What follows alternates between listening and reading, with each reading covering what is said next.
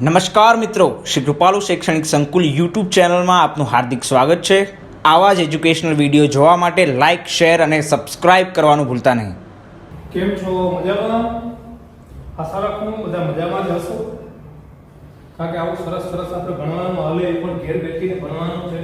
થોડુંક ભણવાનું, થોડુંક વિડીયો ગેમ, બધી ગેમો, મોબાઈલ, બરાબર? એટલે બધા મજામાં જ હશો એવી પણ આશા રાખું। અને જો શંકાને કોઈ સ્થાન નથી। વાત કરવાની છે બાદ સાયન્સની અંદર ગયા લેક્ચરમાં આપણે થોડા કારણો જોયા। હું ફરી પાછું કહું છું, જેટલા કારણો સારું સમજશો, કારણો જેટલા સારી રીતે સમજશો એટલું તમારું જ્ઞાન વધશે, તમારો કોન્ફિડન્સ વધશે વિષય પર। તો સામાન્ય રીતે આપણે એવું કહેતા હોઈએ કે ભાઈ કેમિસ્ટ્રી અઘરું લાગે, અને લાગે સ્વાભાવિક છે, લાગે, કારણ કે આમાં કોઈ ગાણિતિક સ્ટેપ નથી, તમારે સીધું એને સમજવાનું છે। અને સમજવાનું હોય ને ત્યારે જ્યાં સુધી ન સમજાય ને ત્યાં સુધી એને પાકું કરવું બહુ મુશ્કેલ પડે, એટલે આપણને થોડું અઘરું લાગે। અને માણસો અત્યારે સમજવા કરતા પાકું કરી પરીક્ષામાં સીધું લખવામાં વધારે માને છે, તો વિષય તમને ભારે લાગશે, વિષયનો તમને વજન લાગશે। પણ મારી દલીલ એવી છે, માટે કે 2-4 વખત વિડિયો જુઓ, જે મેં કારણો તમને સમજાવ્યા છે અને એને સમજો, પછી પાકું કરશો ને તો બહુ સહેલું લાગશે અને લાંબો સમય સુધી તમને એને મફતમાં યાદ રહેશે, બરાબર? એટલે ટૂંકમાં હું વજન આપું છું તમને સમજવા ઉપર, માટે કે સારું સમજજો અને તમે સમજતા જ હશો। આજે આપણે ખૂબ સરસ મજાની આપણે ચર્ચાઓ કરવાની છે હેલો આલ્કેનની પ્રક્રિયાઓ વિશે। તો મેં અહીંયા એક હેલો આલ્કેન લખ્યું છે। હેલો આલ્કેનની કારણો આપણે સમજી ગયા, હવે જોઈએ આપણે એની પ્રક્રિયાઓ। તો મુખ્યત્વે જો આપણે વાત કરીએ તો હેલો આલ્કેનની પ્રક્રિયાઓ તો ઘણી બધી છે। વિસ્થાપન પ્રક્રિયા છે, વિલોપન પ્રક્રિયા છે, ધાતુ સાથે પ્રક્રિયા છે। પણ વિસ્થાપન પ્રક્રિયામાં જે કેન્દ્રાનુરાગી વિસ્થાપન પ્રક્રિયા છે ને ખૂબ સારી છે, માટે આજે આપણે એના વિશે ચર્ચા કરવાની છે। તો હેલો આલ્કેનની કેન્દ્રાનુરાગી પ્રક્રિયા આપો, સોરી સમજાવો, અને તેના પ્રકારો આપો। પ્રકારો સમજાવવાના નથી, ખાલી આપવાના છે, પછી આપણે પ્રકારો સમજશું। પણ પહેલા તો આપણે એ સમજાવવું છે કે કેન્દ્રાનુરાગી વિસ્થાપન પ્રક્રિયા એટલે શું, બરાબર? તો મેં અહીંયા હેલો આલ્કેન લીધો, પછી આપણે વિલોપન એ ભણશું, ધાતુ સાથે પ્રક્રિયા ભણશું। પણ અત્યારે આપણે પહેલા એ સમજી લઈએ કે કેન્દ્રાનુરાગી પ્રક્રિયા કોને કહેવાય, પછી આપણે એના પ્રકારો પણ ભણવાના છે, સમજવાના છે। તો ભાઈ કેન્દ્રાનુરાગી પ્રક્રિયા કોને કહેવાય? ખરેખર કેન્દ્રાનુરાગી માંથી શબ્દ મેં નથી કહ્યું, કેન્દ્રાનુરાગી વિસ્થાપન પ્રક્રિયા। હવે વિસ્થાપન એટલે શું, પહેલા શબ્દને આપણે સમજવાનો પ્રયત્ન કરીએ, પછી આપણે રિએક્શન પર જઈશું। હું અહીંયા શબ્દને સમજાવું છું કે ભાઈ આપણે હેલો આલ્કેનની કેન્દ્રાનુરાગી વિસ્થાપન ક્રિયાઓ ભણવાની છે। તો ભાઈ કેન્દ્રાનુરાગી વિસ્થાપન ક્રિયા,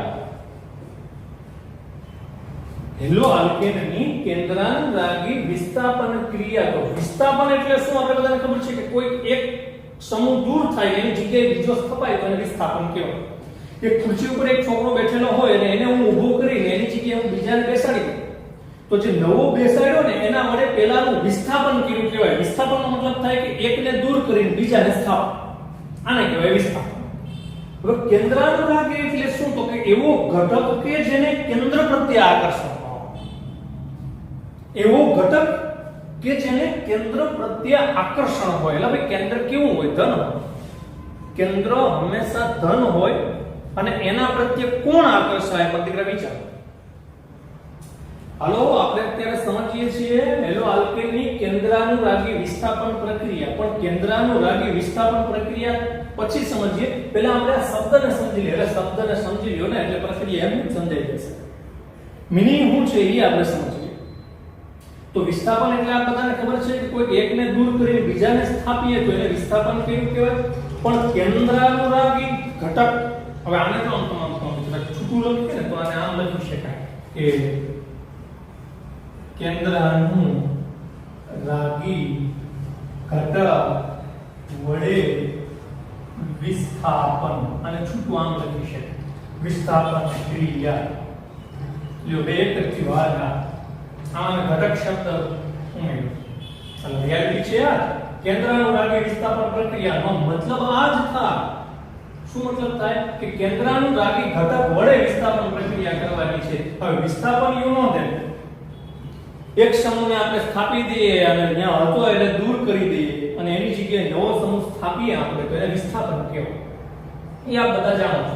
પણ કેન્દ્રાનુરાગી ઘટક એટલે શું? એવો ઘટક કે જેને કેન્દ્ર પ્રત્યે આકર્ષણ. હું લખી દઉં.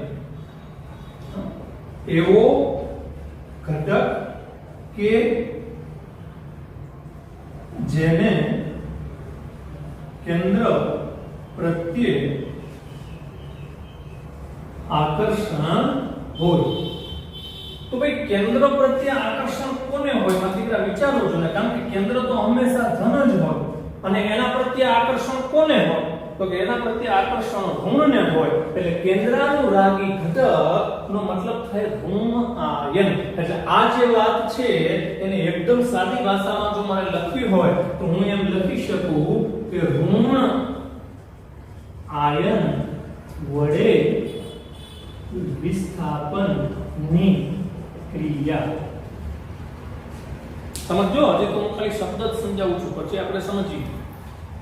કેન્દ્રાનુરાગી વિસ્થાપન પ્રક્રિયા ને જો થોડું વ્યવસ્થિત લખીએ, એકદમ છૂટું લખીએ તો એને આમ લખી શકાય કે કેન્દ્રાનુરાગી ઘટક વડે વિસ્થાપન. હવે વિસ્થાપન એટલે શું? આ બધા જાણો છો કે કોઈ સમૂહ હોય તો એ સમૂહને દૂર કરી નવો સમૂહ એની જગ્યાએ સ્થાપી દઈએ તો એને વિસ્થાપન કહેવાય. પણ કેન્દ્રાનુરાગી ઘટક એટલે શું? તો કે એવો ઘટક કે જેને કેન્દ્ર પ્રત્યે આકર્ષણ. કેન્દ્ર તો હંમેશા ધન હોય તો એના પ્રત્યે આકર્ષણ કોને હોય? ઋણાયનને. એટલે કેન્દ્રાનુરાગી ઘટક વડે વિસ્થાપન, એનો ચોખ્ખો મતલબ થાય કેન્દ્રાનુરાગી ઘટક એટલે ઋણાયન. એટલે કે ઋણાયન વડે વિસ્થાપનની ક્રિયા આપણે સમજવાની છે. પણ ઋણાયન વડે વિસ્થાપન કરવાનું છે કોનું? તો કે હેલો આલ્કેનમાં હેલોજનનું વિસ્થાપન કરવાનું છે. અને હેલોજનનું થાય, બીજા ન થાય. શું કામ? એ આપણે શરૂ થાય પછી જોજો. પણ આ એટલું બરાબર સમજજો. કેન્દ્રાનુરાગી વિસ્થાપન એટલે ઋણ આયન વડે વિસ્થાપન. કોઈ ચોક્કસ સરસ મજાનો કોઈ ઋણ આયન લેવાનો, માનો કે OH- ઋણ આયન છે તો એને એ ઋણ આયનને કેન્દ્રાનુરાગી ઘટક કહેવાય અને એના વડે આપણે હેલોજનનું વિસ્થાપન કરવાનું છે. આલ્કાઇલ હેલાઇડની અંદર જે હેલોજન છે, હેલોજન દૂર કરી નાખવાનો છે અને એની જગ્યાએ આ ઋણ આયન સ્થાપી દેવાનો છે. એટલે એને કહેવાય કેન્દ્રાનુરાગી વિસ્થાપન અથવા ઋણ આયન વડે હેલોજનનું વિસ્થાપન. સમજાય? હલો, કઈ છે સપ્તાહને સમજી લો પ્રક્રિયા એમને માત્ર સમજાઈ જશે. કેન્દ્રાનુરાગી વિસ્થાપન નો મતલબ થાય કેન્દ્રાનુરાગી ઘટક વડે વિસ્થાપન. તો કેન્દ્રાનુરાગી ઘટક એટલે શું?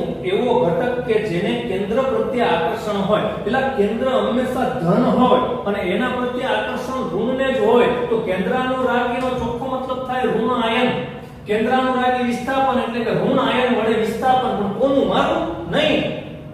ઋણ આયન વડે વિસ્થાપન કરવાનું છે, પણ હેલો આલ્કેનની અંદર હેલોજનનું ઋણ આયન વડે વિસ્થાપન કરવાનું છે. તમને એમ થાય છે કે હેલોજન ખુદ ઋણ આયન તો છે, ત્યાં કે ના પડવું છે.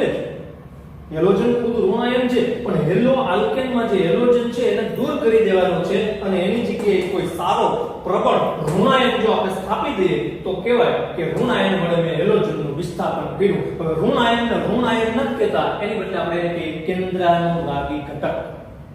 કેન્દ્રાનુરાગી ઘટક. આ કેન્દ્રાનુરાગી ઘટક એટલે ઋણ આયન હતા. કારણ કે ઋણ આયન પર ઋણ વીજભાર હોય, ઋણ વીજભાર હોય એટલે હંમેશા ધન પ્રત્યે આકર્ષણ હોય. ધન એટલે કેન્દ્ર, એને હંમેશા કેન્દ્ર પ્રત્યે આકર્ષણ હોય એટલે ઋણ આયનને કહેવાય કેન્દ્રાનુરાગી ઘટક. અને હવે આપણે વિસ્તારથી સરસ રીતે માત્ર પ્રક્રિયા સમજવાના છે. તમે 5 મિનિટ અહીંયા ધ્યાન આપો એટલે સરસ મજાની હું તમને પ્રક્રિયા અહીંયા સમજાવું છું. માત્ર કરજો. અત્યારે સમજવાનું જે છે એમાં દીકરા પરીક્ષા માટે મોસ્ટ આઈએમપી છે. આ પાઠનો બહેતરીન ટોપિક આપણે ભણી રહ્યા છીએ. આમાં તમને સહેજ પણ હજી સમજાય નહીં તો મારા દીકરા તમે મને મસ્ટ બી ટેલ પૂછી શકો, ડેફિનેટલી મને પૂછી શકો. પણ જો સમજી લેશો ને તો હું પ્રોમિસ વાયદો કરું છું તમને કે બુકમાંથી વાંચવું નહીં પડે પરીક્ષા. બરાબર? ગેરંટી છે મારી. પણ તમારે સમજવું પડે. હા, એક વખત મારી આંગળી પકડીને ચાલવું પડે છે. તમે છેક રસ્તા સુધી અમે તમારી આંગળી છોડવાના નથી અને તમે કહેશો ત્યાં સુધી અમે હાલીને તમારી સાથે આવવાના છે. તમારી સાથે સાથે હાલતા આવો એટલે એકદમ રસ્તો ક્લિયર થઈ જશે. પછી એને રિવિઝન નહીં કરવું પડે કે એને જોવું નહીં પડે. બરાબર? એટલે મારા દીકરા હવે આપણે સમજીએ કેન્દ્રાનુરાગી વિસ્થાપન પ્રક્રિયા. તો હું સરસ મજાનો હેલો આલ્કેન લઉં. આ છે મારા સાંકેતિક રીતે લખું, પછી રિયલમાં લખી. હા, આ છે કેન્દ્રાનુરાગી આ છે હેલો આલ્કેન આમાં હેલોજન ને મેં X વડે દર્શાવ્યો, આલ્કેન ને મેં R વડે દર્શાવ્યો, એટલે થઈ ગયું હેલો આલ્કેન, હેલો આલ્કેન. એનું કેન્દ્રાનુરાગી ઘટક આ બધા સમજી ગયા છો. કેન્દ્રાનુરાગી ઘટક એટલે કે ઋણ આયન, અને ઋણ આયન વડે આપણે કરવાનું છે વિસ્થાપન. એટલે હું કોઈ એક ઋણ આયન લઉં છું. હવે ઋણ આયનને શું કહેવાય? કેન્દ્રાનુરાગી ઘટક. અને અંગ્રેજીમાં કહેવાય ન્યુક્લિયોફિલિક, કેન્દ્ર પ્રત્યે આકર્ષણ, ન્યુક્લિયસ પ્રત્યે ફિલિંગ, એટલે ન્યુક્લિયોફિલિક. એને Nu વડે દર્શાવે એટલે ઋણ આયન થયો. મેં ઉપર ઋણની નિશાની પણ કરી છે. કોઈ સરસ મજાનો આપણે ઋણાયન લઈએ, એ ઋણાયનને કેન્દ્ર પ્રત્યે આકર્ષણ હોય, કારણ કે ઋણાયન ઉપર ઋણ વીજભાર છે, કેન્દ્રમાં ધનભાર હોય, તો ઋણભારિત જે ઋણાયન છે એને હંમેશા કેન્દ્ર પ્રત્યે આકર્ષણ હોય, એટલે ઋણાયનને કેન્દ્રાનુરાગી ઘટક કહેવાય. એટલે અંગ્રેજીમાં કહેવાય ન્યુક્લિયોફિલિક, એટલે એને લખ્યું છે મેં Nu. આનો મતલબ થાય ઋણ આયન. હવે વિસ્થાપન થશે એટલે શું થશે? તો કે અહીંયા જે હેલો આલ્કેન ની અંદર હેલોજન છે ને એમાં દીકરા નીકળી જશે, રિસ્પેક્ટિવલી નીકળી જશે, શાંતિથી નીકળી જશે. હેલોજન ઋણાયન સ્વરૂપે નીકળશે, અને નવો ઋણાયન છે હેલોજનની જગ્યાએ સ્થપાઈ ગયો. વાતમાં કંઈ છે જ નહીં. કોઈ એક ઋણાયન છે એના વડે મેં હેલોજનને વિસ્થાપિત કર્યું, મતલબ કે હેલોજનને દૂર કરી નવો ઋણાયન ત્યાં સ્થાપી દીધો. જો એટલે થયું શું? તો કે હેલોજનનું વિસ્થાપન થયું. કોના વડે? નવા ઋણાયન વડે. આ નવા ઋણાયનને ઋણાયન નથી કહેતા, એની બદલે આપણે એને કહીએ કેન્દ્રાનુરાગી ઘટક. આ કે ઋણાયન ઉપર ઋણ વીજભાર હોય એટલે એને ધન પ્રત્યે આકર્ષણ થાય. ધન એટલે કેન્દ્ર હંમેશા ધન જ હોય, અને એ ધનભારિત કેન્દ્ર પ્રત્યે આ ઋણ આયનને આકર્ષણ થાય એટલે ઋણ આયનને કેન્દ્રાનુરાગી કહેવાય. ઋણ આયન ઉપર ઋણ વીજભાર છે, જેને કારણે એને કેન્દ્ર પ્રત્યે આકર્ષણ થાય, કારણ કે કેન્દ્ર ધનભારિત હોય. ઋણ આયનને કેન્દ્ર પ્રત્યે આકર્ષણ થાય એટલે ઋણ આયનને ઋણ આયન ન કહેતા પ્રોફેશનલ ભાષામાં બોલી શકાય એને કેન્દ્રાનુરાગી, અને અંગ્રેજીમાં બોલી શકાય એને ન્યુક્લિયોફિલિક. હવે આને આ રિએક્શન હું હકીકતમાં લઉં, મારા દીકરા જોજો. માનો કે મેં હેલો આલ્કેન તરીકે લઉં છું,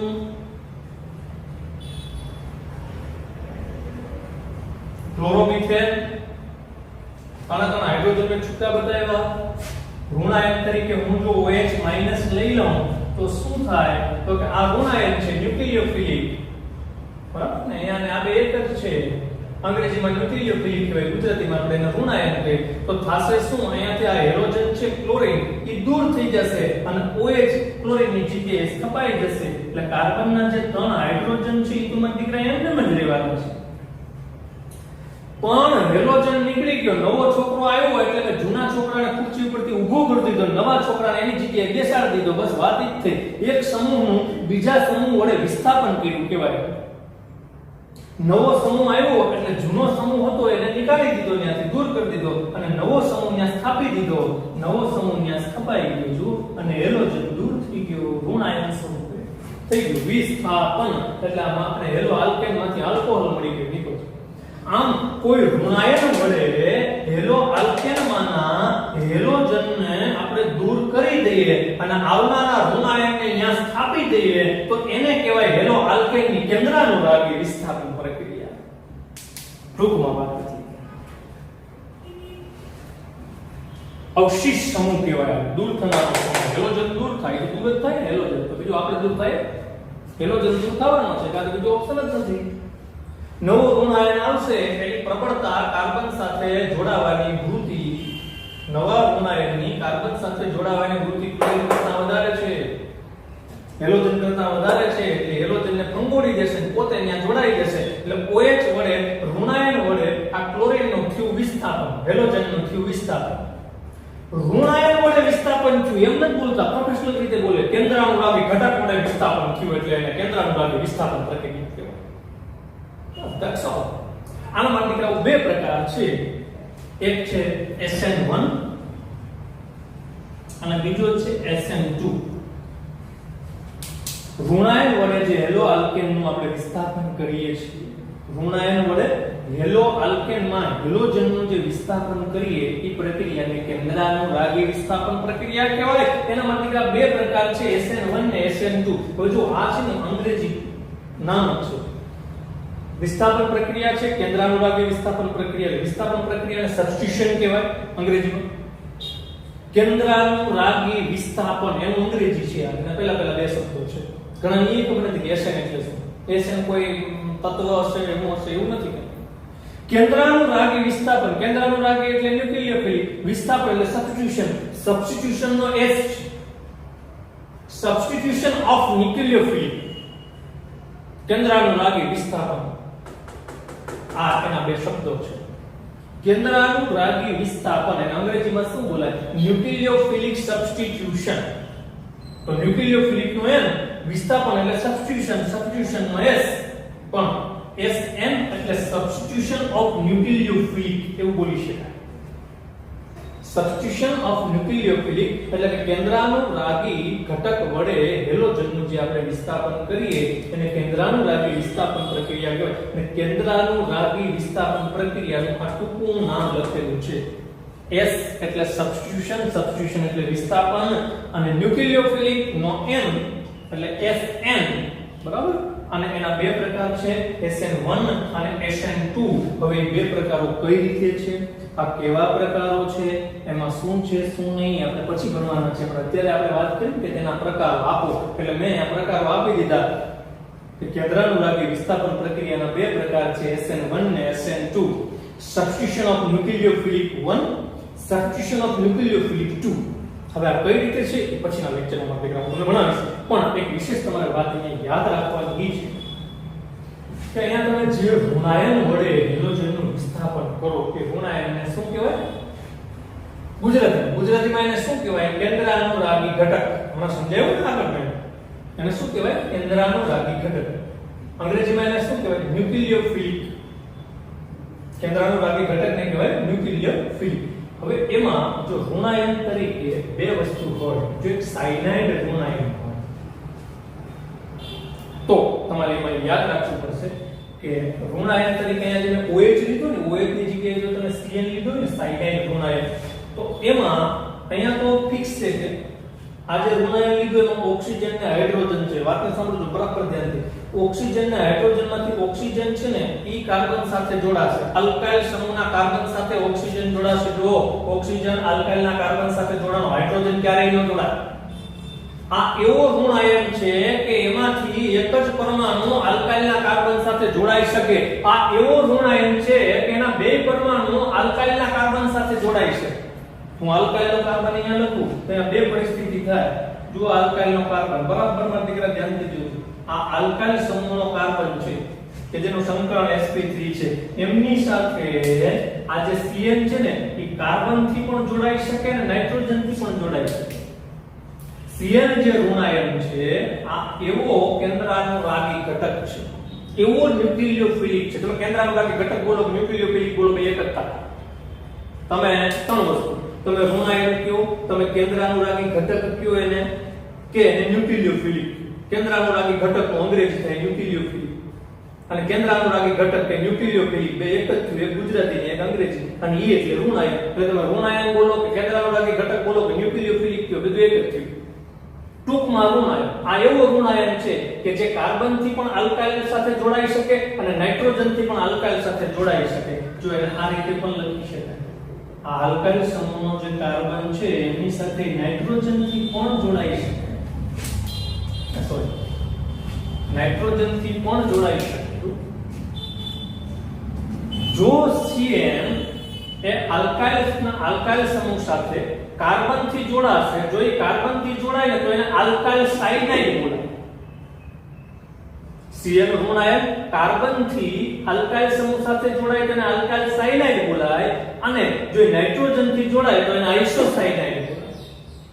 આ વાત 11મા ધોરણમાં આવી ગઈ કે Cn કોઈ સાથે કાર્બન થી જોડાયેલો હોય ને તો એને આલ્કાઇલ સાયનાઇડ કહેવાય, નાઇટ્રોજન થી જોડાયેલો હોય તો એને આઇસોસાયનાઇડ કહેવાય. મતલબ કે આ ઋણાયન એવો છે કે એમાં બે પરમાણુ એવા છે કે જે આલ્કાઇલ સમૂહ સાથે જોડાઈ શકે, માટે એને ઉભયગુણીય કેન્દ્રાનુરાગી ઘટક કહી શકાય. એને ઉભયગુણીય અથવા દ્વિદંતીય કેન્દ્રાનુરાગી ઘટક કહી શકાય. બીજો પણ એક સરસ મજાનો એવો કેન્દ્રાનુરાગી ઘટક એટલે કે ઋણાયન છે,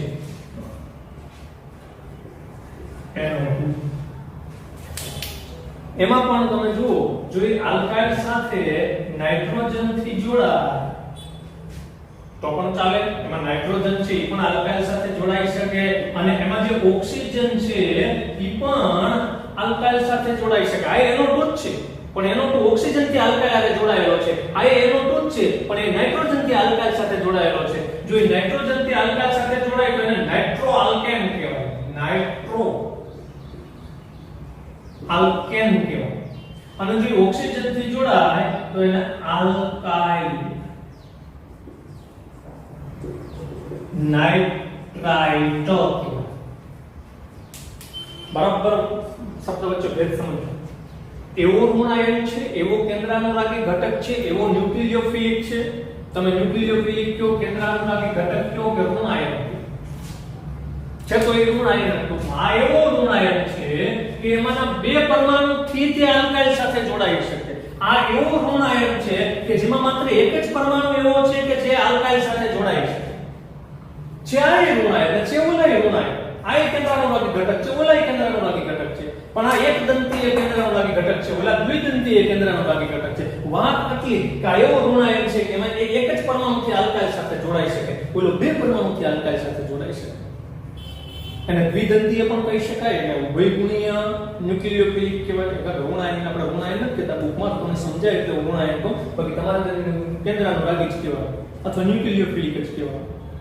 તમે કેન્દ્રાનુરાગી પણ કહી શકો, ન્યુક્લિયોફિલિક. આ એવો કેન્દ્રાનુરાગી ઘટક છે કે જે એક જ પરમાણુથી આલ્કાઇલ સાથે જોડાય. આ એવા કેન્દ્રાનુરાગી ઘટક છે કે જે બે પરમાણુથી આલ્કાઇલ સાથે જોડાઈ શકે, એટલે ઉભયગુણીય પણ કહી શકાય.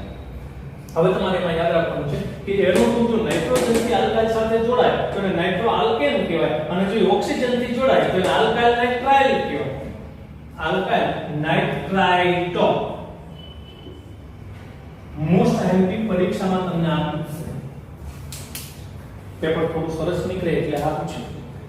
યાદ રાખજો, જો નાઇટ્રોજનથી જોડાયેલો હોય તો નાઇટ્રોજનથી જોડાવું. જો કેમ યાદ રખાય? નાઇટ્રોજનથી જોડાય એટલે નાઇટ્રો પહેલા નાઇટ્રો આલ્કેન, અને ઓક્સિજનથી જોડાય, નાઇટ્રોજનથી નહીં ઓક્સિજનથી જોડાય તો આલ્કાઇલ નાઇટ્રાઇટ. ઓક્સિજન પાછળ છે ને આમાં, જો ઓક્સિજનથી જોડાણો આલ્કાઇલ સમૂહ સાથે, નાઇટ્રોજન પાછળ હોય ગયો એટલે નાઇટ્રાઇટ પાછળ લખવાનું, એટલે આલ્કાઇલ નાઇટ્રાઇટ.